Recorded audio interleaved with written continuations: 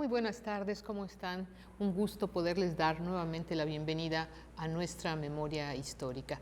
Soy Angélica Favila y bueno, pues estamos nuevamente ya en sus hogares. Muchísimas gracias con este programa que transmitimos en vivo bajo una coproducción de TV UJAT y el Archivo Histórico de la Universidad Juárez Autónoma de Tabasco, cuyo objetivo es acercarnos a la historia de Tabasco, a esos procesos históricos que la determinan y en los que se expresa nuestra cultura e identidad comunitaria, justamente con el fin de contribuir a la formación de la conciencia histórica, no solo de los universitarios, sino también de todos los ciudadanos que habitamos en el Estado. Les recuerdo que pueden seguirnos en vivo también a través del canal 35.1 de TV UJAT y del canal 35 del sistema de cable local, así como para los que prefieren las redes sociales, pues estamos transmitiendo a través de Facebook Live UJAT y nuestro teléfono en el estudio a su disposición, el 99 33 58 15 96. El día de hoy abordaremos el tema de la derrota de los franco-imperialistas en Tabasco. Esta fecha que tiene un importante significado histórico del 27 de febrero, allá por el año de 1864. Un tema, una fecha que es bastante renombrada entre nosotros, un tema que sin duda define y marca la historia de Tabasco, pero que a menudo es ignorada por los libros de historia a nivel nacional. Y bueno, nosotros como tabasqueños debemos resaltarla, debemos recordarla y enaltecerla. Y para abordar el tema nos acompaña en el estudio el maestro Héctor Valencia Reyes. Les recuerdo, él es docente de la licenciatura en Historia de nuestra máxima casa de estudios, es experto en la historia, pero experto especialmente en la historia de nuestra institución, a quien le damos la más cordial bienvenida. Maestro, ¿cómo está? Muy buenas tardes. Buenas tardes y como siempre es un gusto estar aquí para hablar de los procesos históricos de Tabasco. Claro. Y sobre todo de esta fecha que efectivamente los libros de historia a nivel nacional, los grandes libros de historia de México, la ignoran o la han excluido. Aquí vamos a hablar de eso un poco. ¿Verdad? A lo mejor no la ignoran, pero no la ponen, no la incluyen y eso, bueno, la invisibilizan de alguna manera. También nos acompaña la licenciada en Historia Laura Viridiana Díaz Rodríguez, quien es encargada del archivo histórico de nuestra universidad y siempre nos acompaña no solo con mucho gusto, sino además nos provee de algunos documentos históricos que están justamente en el archivo histórico. Bienvenida, licenciada. ¿Qué tal, ¿Cómo doctora? está? Muy buenas tardes. Igual al profesor, buenas tardes. Y sí, esperemos que este programa podamos abonar más para la historia de justo de esa fecha y a ver qué podemos también discutir o dialogar sobre ese tema. Así es. Y bueno, antes de iniciar con la charla, les invitamos a ver la siguiente cápsula que el Departamento de Producción de TV UJAT ha preparado para introducirnos. Adelante, por favor. En los libros de historia de México, que narran los acontecimientos coyunturales que han determinado el devenir de nuestro país, un hecho significativo es ignorado: la derrota y expulsión de los francoimperialistas de la capital tabasqueña en 1863 y 1864, que permitió que nuestro estado fuera el único de la República que no estuvo controlado por el ejército invasor francés durante el imperio de Maximiliano. Por ello, en la memoria histórica de los tabasqueños, cada año se recuerda que el 2 de noviembre, en la batalla del Jahuactal, el ejército republicano, dirigido por Gregorio Méndez y Andrés Sánchez Magallanes, derrotaron a los invasores. Y desde hace 160 años conmemoramos que el 27 de febrero de 1864, los tabasqueños expulsaron a los francoimperialistas de San Juan Bautista, constituyéndose a partir de esa fecha como un territorio libre e independiente de la invasión francesa y el gobierno del Segundo Imperio mexicano, encabezado por Maximiliano de Habsburgo. En nuestra reivindicación de la hazaña de los tabasqueños contra la intervención francesa, recordamos que entre 1863 y 1864, los invasores, apoyados por los conservadores, derrotaron a los ejércitos y regimientos republicanos juaristas y controlaron casi todo el país. Mientras los tabasqueños lograron tener un gobierno autónomo, siguieron refrendando su vocación liberal y encabezaron la resistencia de los mexicanos contra el gobierno que impuso en México Napoleón III. De esa manera, de 1864 a 1867, tiempo que duró el Segundo Imperio Mexicano, los tabasqueños fueron libres, se gobernaron bajo los preceptos, principios y leyes de la Constitución Federal de 1857 y lograron establecer una estructura administrativa que no mantuvo ninguna relación con los imperialistas franceses y los conservadores traidores. En ese microperiodo histórico, una nueva clase de liberales mexicanos gobernaron Tabasco. Emitieron leyes y decretos para defender a México de la invasión francesa. Lograron que el poder ejecutivo, el legislativo y el judicial trabajaran coordinadamente con diversos grupos sociales en defensa del territorio y de la República.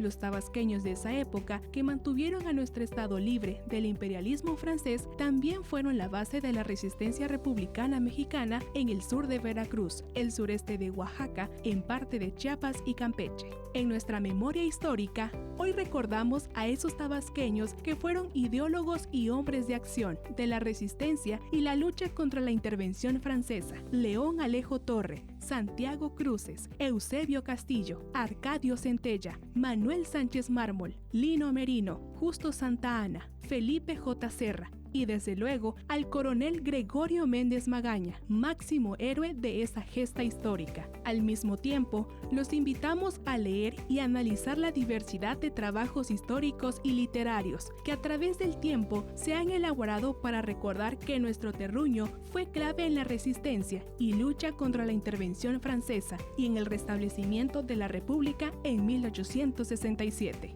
Mientras tanto, esperamos que, en la memoria y conciencia histórica nacional, esos hechos sean reconocidos e integrados en la historiografía general de México.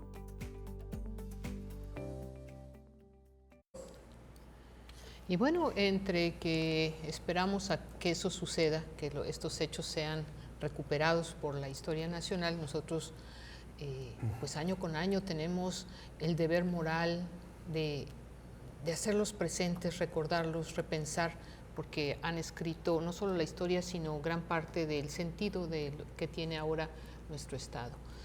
En ese sentido, maestro Héctor, ¿en qué contexto o en qué escenario nacional e internacional se da justamente la intervención francesa en México, esa intervención francesa de 1863? Bueno, esa intervención francesa que aquí fue derrotada no está en contenido en el Museo Nacional de las Intervenciones. No está en contenido en los libros de Historia General de México del Colegio de México. No está en la colección de más de 20 libros que se titula México en un pueblo en la historia que coordina Enrique Semo. Y técnicamente no está en ningún libro de Historia General de México que se haya publicado en los últimos 60 años, salvo en un ensayo de un libro que coordina Patricia Galeana sobre la intervención francesa, un artículo, entre artículo y ensayo que escribe el doctor Jesús Arturo Filigrana de aquí de Tabasco, muy claro, muy preciso sobre el tema. Entonces, los mexicanos no tienen conciencia de lo que pasó aquí en Tabasco, ni el 2 de noviembre de 1863 durante la batalla del Jaguactal, ni tampoco el 27 de febrero de 1864, cuando los imperialistas o franco-imperialistas salen huyendo de San Juan Bautista. Bueno, cabe decir que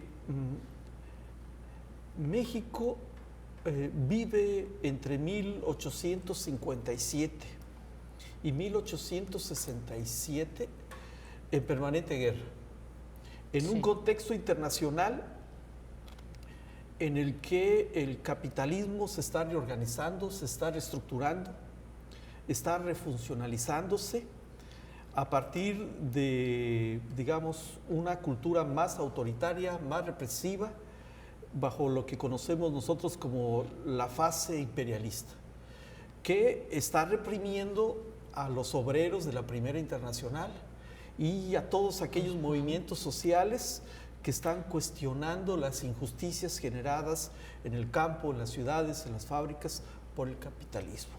Claro. En ese contexto, las potencias europeas están redefiniendo todo un sistema de expansionismo por Asia, África y desde luego en América. Contemplan reposicionarse en América en el contexto de que los Estados Unidos están viviendo una guerra, la guerra de secesión.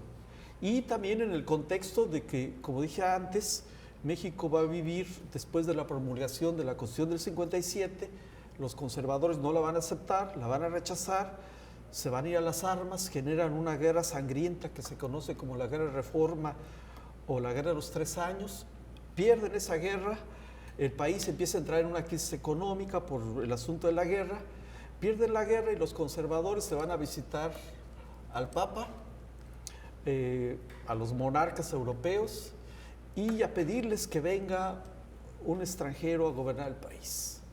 En ese contexto, España, Francia y Inglaterra deciden venir a México para evitar que Juárez, habiendo ganado la Guerra de Reforma, no declare inexistente la deuda que tiene con esos países. Y forman la Triple Alianza y llegan a México en diciembre de 1862 con la intención de cobrar la deuda.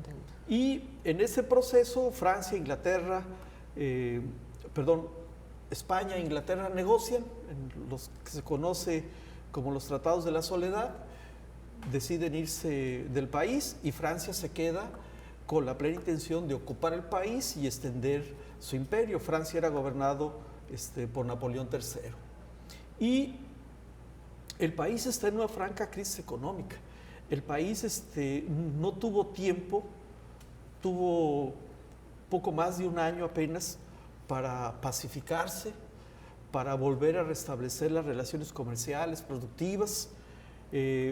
También es un país en el que las familias están divididas, es un país en el que los enconos siguen porque los conservadores pierden la Guerra de Reforma, pero no pierden el poder económico y los espacios de producción que controlaban. Y entonces desde ahí están generando una oposición hacia el gobierno de Juárez. Y en ese contexto, en el proyecto expansionista imperialista de Francia, pues varios mexicanos van a aplaudir la idea de Napoleón. Claro. Van a engrosar las filas del ejército francés. Estos van a ser derrotados en lo que conocemos como la batalla del 5 de mayo en 1862, si no me equivoco, y los franceses se repliegan a parte de Veracruz. Al año siguiente, con más hombres, más armas, mejores organizados, empiezan a ocupar todas las plazas del país. Entonces, ya para 1863 hay un contexto de emergencia nacional, el presidente está huyendo, la mayoría de los ejércitos republicanos en casi todas las plazas, o sea, las capitales de los estados, son derrotados y en ese proceso también la capital de Tabasco va a ser ocupada a partir de junio. Entonces, la urgencia no es la producción, no es el comercio, no es la educación, no es el desarrollo cultural, sino la defensa del país, la defensa de la República, de la Constitución de 1857 y la defensa de la soberanía nacional. Y entonces, Tabasco obviamente tiene su propia dinámica interna en este escenario mundial y en este escenario nacional. Claro, en este panorama internacional y nacional también podemos reconocer algunas características que estaban sucediendo en ese momento en Tabasco. ¿Pudiéramos recordar algunas sí, bueno, de estas condiciones? Como bien señala el maestro, todo lo que ocurre a nivel internacional, también de manera nacional, va a determinar o influye en las diferentes regiones. Tabasco no es ajena a esa realidad. Lo cierto es que desde el 63 Tabasco ya estaba viviendo el tema asolados por la intervención, tanto en la frontera como empezar a recorrer al interior del estado. Y eso implicó que la gente tenía que movilizarse, organizarse, sobre todo con Gregorio Méndez a la cabeza. Por ejemplo, aquí está una proclama de Gregorio Méndez. En esa proclama se sintetiza todo lo que tuvieron que vivir en el 64. Es decir, un año después, pero es la culminación de una serie de hechos brutales, tanto para el ejército, es decir, el cuerpo militar organizado en guerrillas, también para la sociedad civil. ¿Por qué? Cuando empezó a llegar la intervención, es decir, los movimientos armados intervencionistas de franco-imperialistas, no solamente están las luchas cuerpo a cuerpo en trincheras, sino también el ataque hacia la población civil. Claro. En ese sentido, lo que usted preguntó, ¿no? De cómo eso afecta, cómo era ese contexto. ¿Cómo era el contexto? Sí. Nada más le voy a hacer una breve pausa. Regresamos justamente con esta pregunta, con este contexto histórico de Tabasco en el momento de la intervención francesa. Volvemos pronto.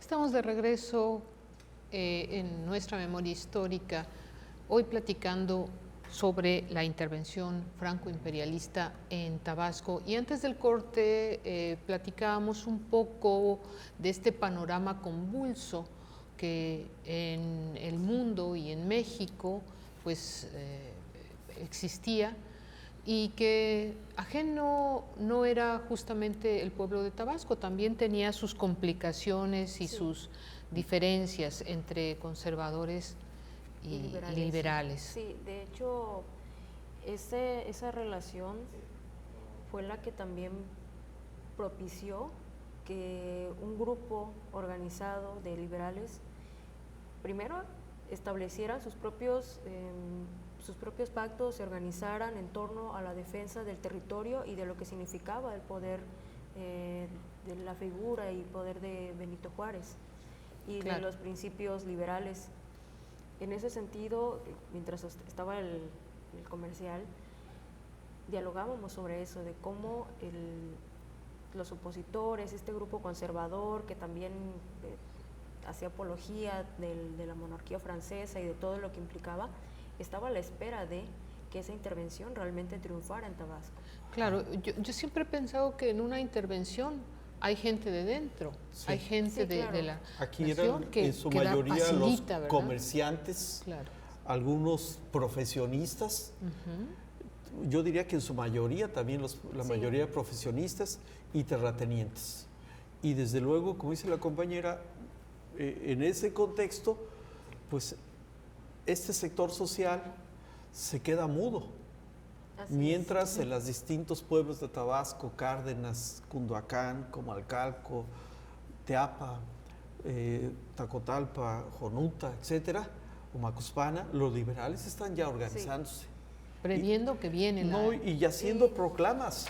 De hecho, desde el mismo gobierno, con Gregorio Méndez ya, tiene su propia imprenta, la imprenta oficial, y no solo está circulando las proclamas que están elaborando aquí Sánchez Mármol, el mismo Gregorio Méndez, sino incluso las proclamas o los documentos que se están produciendo a nivel nacional, como los mismos escritos de Benito Juárez, aquí los replican y también hacen su explicación de por qué eso se tiene que dar a conocer, qué significa. Es decir, la lucha no solo fue con las armas, sino también con la escritura. Una lucha ideológica.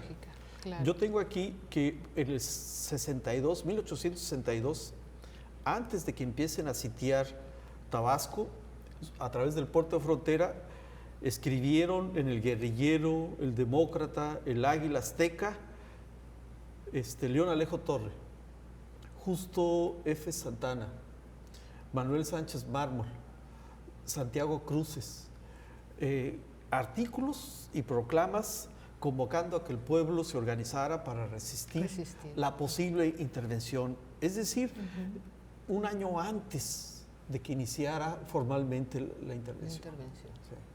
Sí, incluso el mismo Pedro Méndez, que es el tío de Gregorio Méndez, va a lanzar una proclama ya en el 63, justamente convocando que las personas se organicen y también se enteren de lo que está pasando y de cómo pueden defenderse y cómo hay que defenderse. Sí, pero ya cuando inició la invasión. La invasión. Entonces, estamos viendo, ya señalé antes del corte, la población, ya señalamos estos grupos, tanto conservadores como los liberales, que estaban organizados en torno a la defensa de Tabasco, y pues también esa parte muy importante, que fue la defensa del territorio de manera militar y también en el plano del discurso y obviamente ideológico, con lo que eso implica.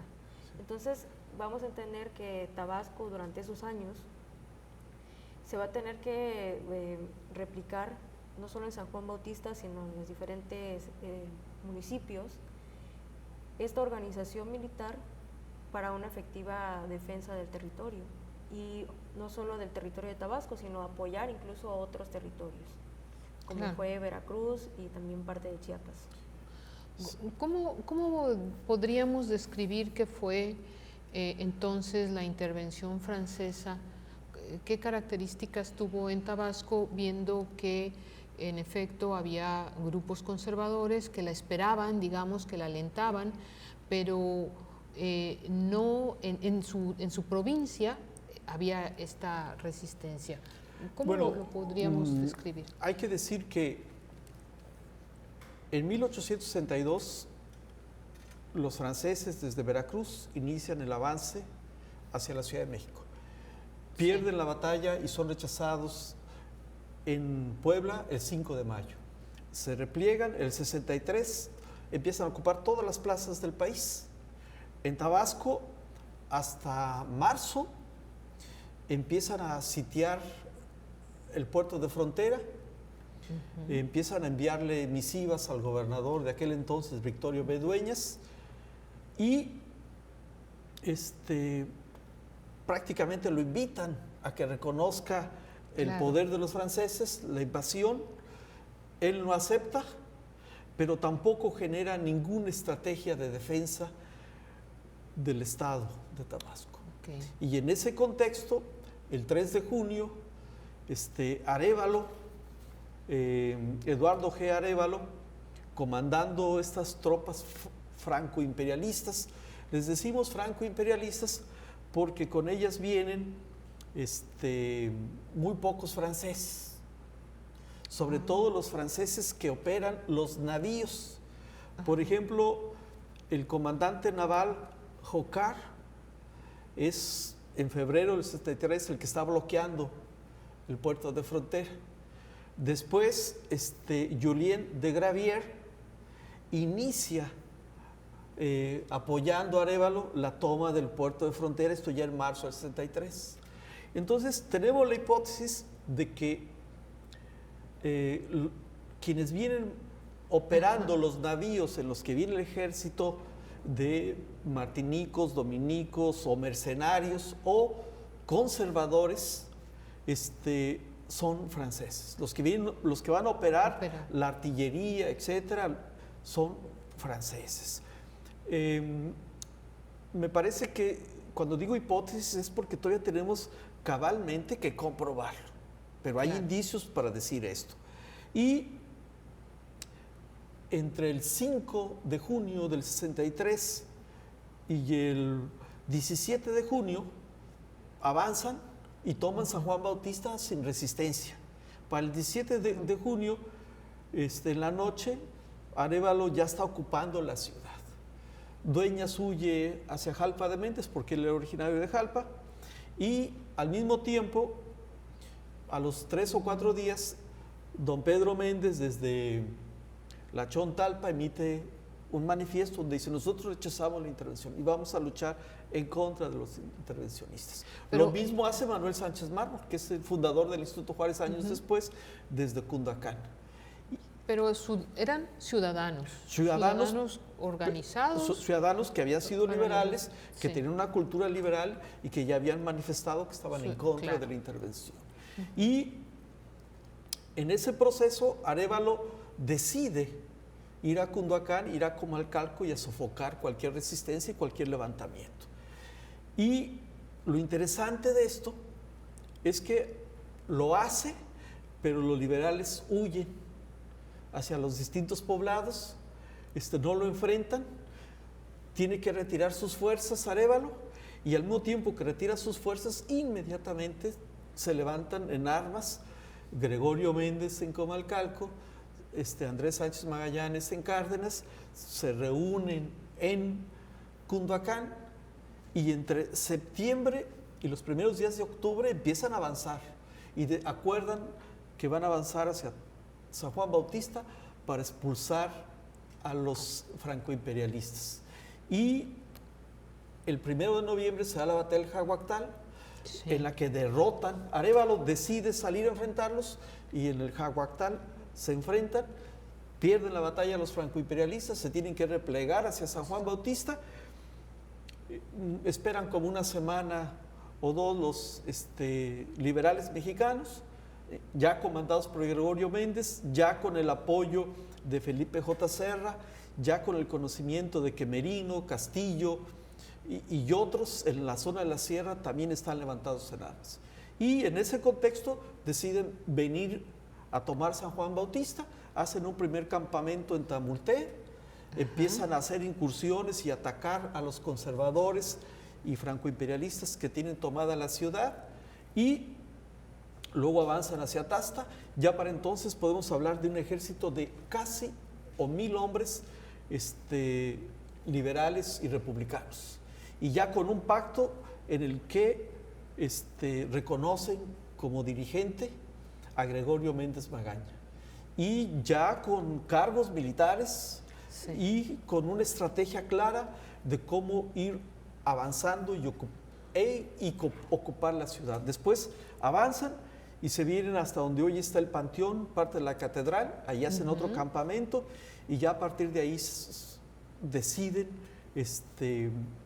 en los últimos días de diciembre de 1863, pues tomar de manera directa, ya teniendo una línea de trincheras, etcétera, hasta llegar a lo que hoy es parte de Zaragoza, un poquito donde estaba la Catedral de Esquipulas, lo que es hoy el Parque Juárez y el Parque Morelos. Ahí ya se dio un enfrentamiento cuerpo a cuerpo, y sitian toda la entrada desde la ciudad, a tal grado que Arévalo manda una embarcación para que le envíen hombres, y deciden, pues vamos a atacarlos en los que van hacia frontera y vamos a impedir que lleguen estos hombres. Entonces, podemos decir que la historia de la derrota de los francoimperialistas el 1 de octubre en la batalla del Jaguactal, y luego su derrota en el centro de San Juan Bautista, que los hagan huir una semana antes, el 27 de febrero, hacia los márgenes del río, que los obliguen a abordar sus navíos, y luego literalmente los expulsen de enfrente de la ciudad el 26 de febrero, ya que el 27 amanezca libre este espacio de 1864, forma parte de una estrategia militar cumplida a pie y puntilla por los grupos de liberales que estaban organizados por guerrillas y con sus comandantes de guerrillas. Y en el informe de Gregorio Méndez aparecen una y otra vez, yo he insistido mucho esto, de las guerrillas. Esta es la portada del informe de Gregorio Méndez. Y cuando decimos qué fue lo que hizo el ejército franco-imperialista, es porque tenemos los informes de guerra y marina de Arévalo. Este es de 1862. Los informes de guerra y marina de los lugartenientes de Arévalo. Y desde luego tenemos lo que decía la compañera, publicaciones del periódico oficial El Demócrata, este es de mayo del 82, que nos hablan de cómo se publican estos manifiestos, cómo se publican estas proclamas para la resistencia. Y hoy en día pueden consultar en la Secretaría de la Defensa Nacional este informe, es parte de este informe escrito de puño y letra. Hoy podemos comprobar que es un escrito de puño y letra de Gregorio Méndez. Y en ese informe aparece el escudo que tuvo Tabasco durante 4 años, que es el escudo del gobierno político y militar de Tabasco, que es el escudo, uno de los escudos más antiguos que tuvo Tabasco. Porque también hay que decirlo, o sea, el actual escudo de Tabasco, ese no se tuvo durante todo el siglo XIX. Entonces, ahí hay un debate, algún día haremos un programa sobre el escudo de Tabasco, pero uno de los escudos más bonitos que hay en el siglo XIX en Tabasco es el de Gregorio Méndez Magaña. Sí. Entonces, hoy podemos decir que tenemos la información suficiente para hacer una reconstrucción histórica desde la provincia, revisando documentos que hay aquí en Tabasco, claro. Tanto documentos oficiales como documentos de archivos, que nos permitan hacer una explicación articulada y hilvanada. La gente ha de creer que es fácil ubicar los tiempos, pero no, o sea, yo puedo hacerlo porque hicimos hace como 10 años una cronología y desde entonces he seguido alimentando de información esa cronología, que ahorita va más de 30 páginas, de qué pasó en Tabasco entre 1862 y 1867. Y obviamente debo decir que me sorprendo de ver los datos, es decir, podemos decir los nombres de quienes fueron esos conservadores, esos tabasqueños que aceptaron y casi aplaudieron la intervención, sí. Podemos decir los nombres de quienes lucharon, quienes comandaban estas guerrillas, sí lo podemos decir. Y con pruebas, es decir, sí, no claro, con especulación. Con los documentos. Y cabe de decir que en su época todos estos hechos recorrieron el país. Y todos estos hechos quedaron registrados incluso por cronistas de otras partes de México. Y sirvieron como incentivo para que los campechanos, los veracruzanos, los chiapanecos, los de Ciudad del Carmen, resistieran y poco a poco lograran también ir derrotando a los que representaban las fuerzas francoimperialistas en sus estados. También podemos comprobar que eso se hizo organizadamente y que todos los representantes de estos grupos se reunieron aquí cerquita de Cárdenas, casi llegando a Huimanguillo, y ahí se reunieron y pactaron y definieron estrategias de luchas de todo el sur de México, dándole cuenta, por cierto, a uno de los héroes de esta guerra, que es el que era el capitán y general del Ejército de Oriente, don Porfirio Díaz. Bien, pues todo esto muy interesante, revisándolo, recordándolo y con estas explicaciones extensas. Vamos a continuar después de la pausa con la intervención francesa en Tabasco.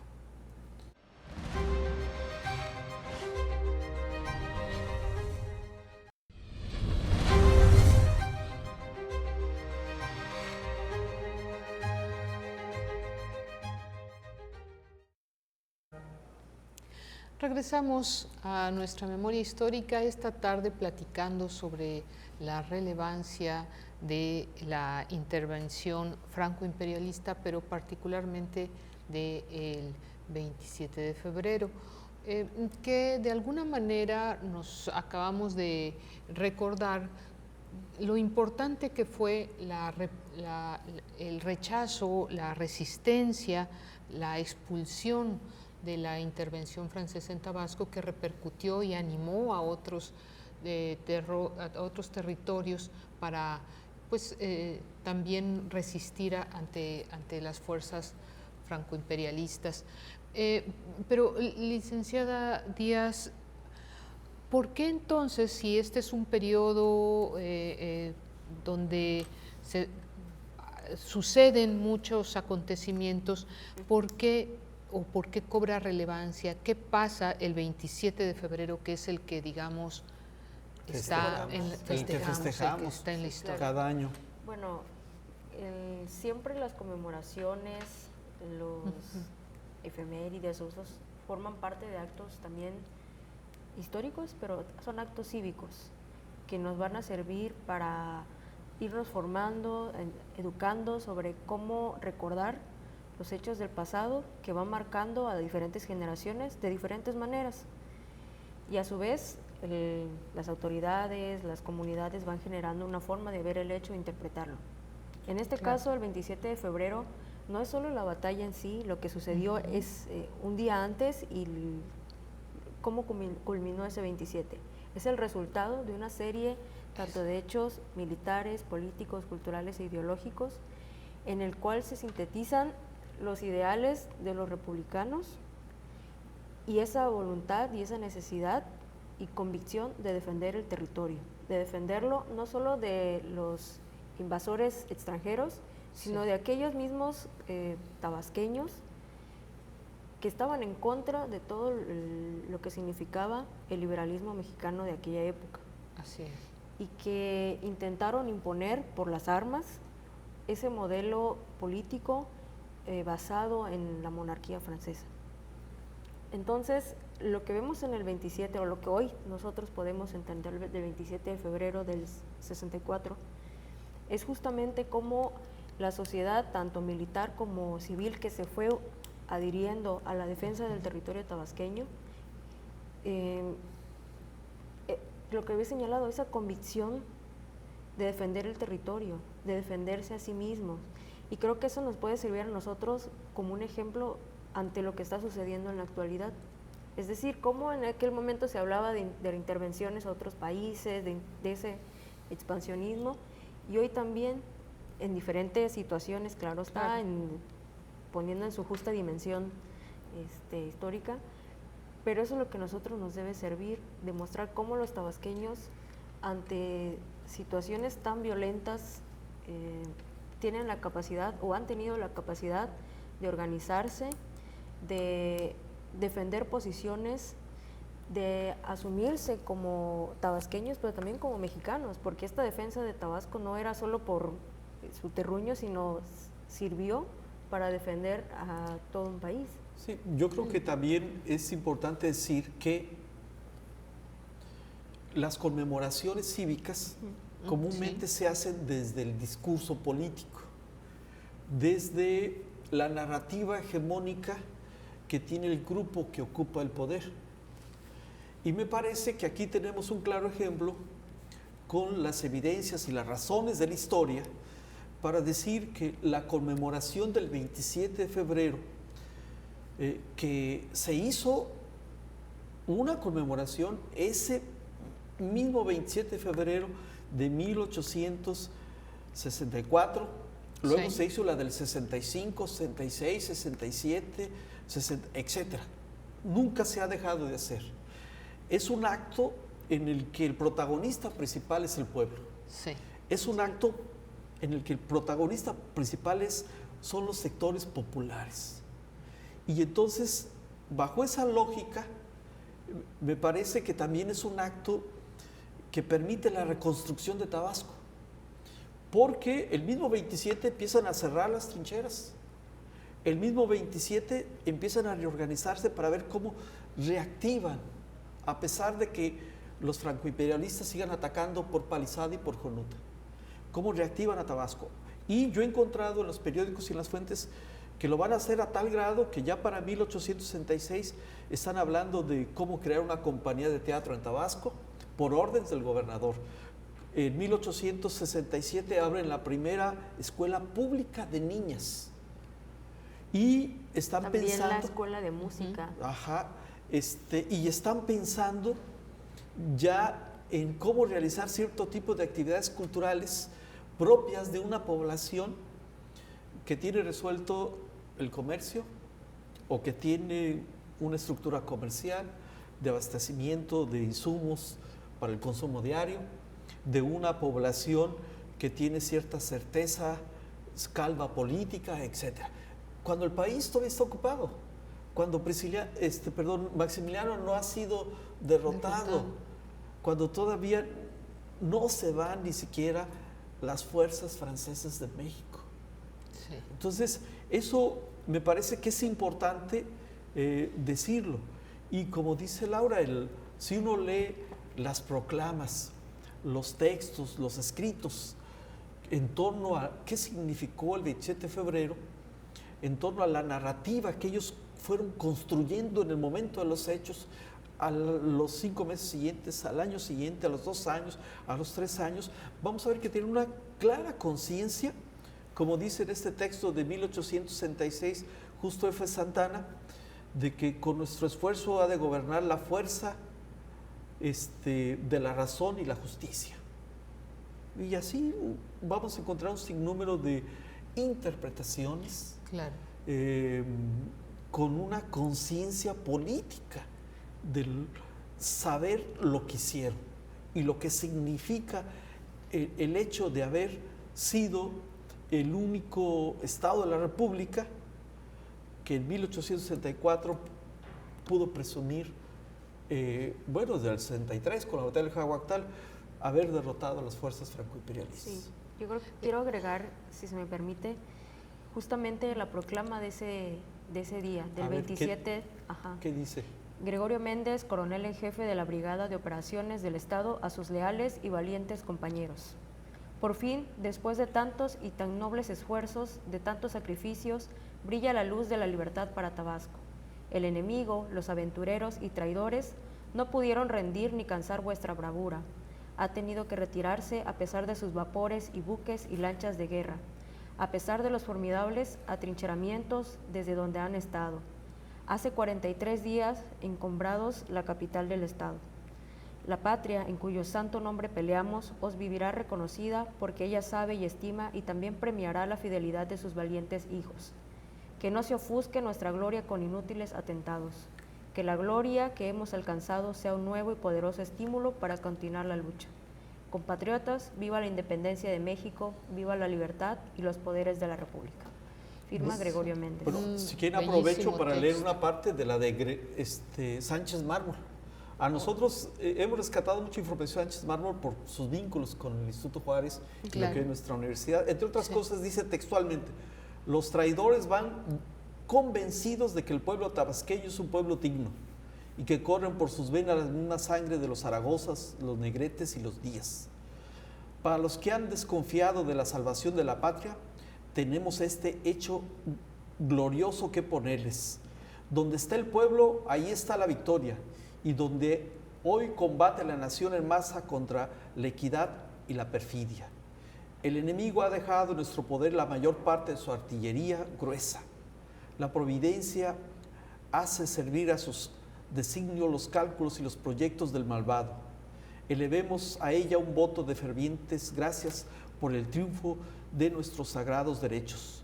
Viva la independencia nacional, viva la democracia. Entonces, son textos inspiradores que yo creo que marcan un parteaguas, no solamente en el acontecer bélico, sino en el ideológico, marcan un nuevo rumbo, claro, para Tabasco. Sí, es que imagínese el fervor, claro, la efervescencia del momento de enfrentar dos batallas muy importantes y la expulsión de un imperio que en otros países había hecho estragos, claro. Estos textos deberían estarse leyendo hoy en las primarias, en las secundarias, en las preparatorias, en los círculos de lectura, como parte de una educación pública y de un proyecto político que reivindica precisamente al pueblo como protagonista de la historia. Y yo creo que ahí, desde la universidad, en un futuro inmediato podremos hacer algunas propuestas. O sea, yo creo que leyendo esto, cabe bien la propuesta de que nuestra universidad, con nuestros estudiantes, en compromiso con otras autoridades municipales o estatales, podamos contribuir a la formación cívica de los tabasqueños, claro, con estos contenidos, o sea, sin necesidad de inventarnos discursos ni interpretaciones que provengan de los debates del presente. Entonces, vean lo que hicieron nuestros ancestros, aquellos que construyeron y consolidaron un modelo de Estado aquí en Tabasco, ¿no? Claro, una lectura muy interesante que efectivamente alienta el sentido de patriotismo y el poder que tiene el pueblo para decidir su futuro. Bien, algunas recomendaciones para encontrar esta historia, nos decían, en la historia nacional no aparece. A nivel local tenemos para datos empezar, sobre... Como hemos señalado en otros programas, siempre se invita a la gente que consulte tanto las fuentes directas y a partir de allí saber cierta información, y también en los libros de historia, es decir, la historiografía. Sí. Por ejemplo, aquí hay otro tipo de materiales didácticos, pero empezamos. En la actualidad existe la Hemeroteca Nacional Digital que administra en la UNAM, y allí pueden encontrar ciertos periódicos nacionales que tienen información sobre Tabasco, porque es importante ver cómo en esa prensa nacional en su momento se daban estas noticias de lo que aconteció aquí, porque fue muy importante, fue muy relevante. Y asimismo, eso para que la gente ubique en dónde puede encontrar en internet gratuito el acceso. También tenemos algunos libros, precisamente historiografía tabasqueña, de Tabasco, exactamente, o lo que hicieron en su momento, es decir, volver a imprimir, volver a editar aquellos libros que en diferentes años se publicaron sobre la intervención francesa en Tabasco. Y este es un ejemplo del 2014, este es un texto de Bernardo del Águila, y lo volvieron a reeditar en ese año el gobierno del estado de Tabasco, justamente para las fechas de las conmemoraciones. Hay un libro de Manuel González Calzada que se llama 27 de febrero, donde centra todo su estudio en la cuestión del 27 de febrero. Aún así, a González Calzada le falta consultar estas fuentes hemerográficas. Sí, claro. Y alguien puede retomar e incluso hacer hasta una tesis. ¿No? Este tipo de información es para que uno las vea, las revise críticamente y empiece a cuestionar, bueno, está esta fuente, hay que compararla con otra y a su vez sacar también sus conclusiones, ¿no? Esta es otra obra de Andrés Manuel, que es un ávido escritor. Él tiene este libro donde condensa varios El poder pasajes, del trópico, casi nos está brillando un poquito, pero es el título, El poder en el trópico. Perdón. Sí, esta es una obra más o menos reciente que condensa varios pasajes históricos de Tabasco y le dedica unas cuantas páginas a la intervención francesa. Sí, entonces es un texto ya sencillo de leer, de usadir, y como les dije, este es de Bernardo del Águila, pero se lo muestro porque a veces pueden hallar estos dos versiones, y son del mismo contenido. Y lo más interesante también es que incluso aquí tenemos las imágenes, las diferentes imágenes de Gregorio Méndez. Yo les quiero mostrar este LP, Tabasco Glorioso, coordinado por Gerardo Centella, producido por Gerardo Centella, que en música nos habla sobre la intervención francesa. Trae una pieza sobre la batalla del Jaguactal, otra sobre Lino Merino, otra sobre Eusebio Castillo, obviamente una sobre Gregorio Méndez, y desde luego una sobre el 27 de febrero. Y también trae para los universitarios una que se llama El Caballero de la Lealtad, sobre Pino Suárez, y otra que se llama Juchimán, que es la porra universitaria de nuestra institución. Entonces, lo tengo ahí de colección, pero lo pueden consultar. Perfecto, pues sin duda alguna este espacio nos ha permitido reconocer la importancia, la trascendencia del 27 de febrero y todos los acontecimientos que finalmente derivaron de esta rebelión a la intervención francesa. Yo les agradezco la participación, como siempre en esta mesa, al maestro de licenciatura en Historia, al maestro Héctor Valencia Reyes, y bueno, por supuesto a nuestra compañera y amiga Laura Viridiana Díaz. Y bueno, a ustedes, queridos televidentes, les agradezco su compañía y les esperamos la siguiente emisión de Nuestra Memoria Histórica a través de TV UJAT. Se despide de ustedes con mucho afecto, Angélica Fabile Chauri. Hasta pronto.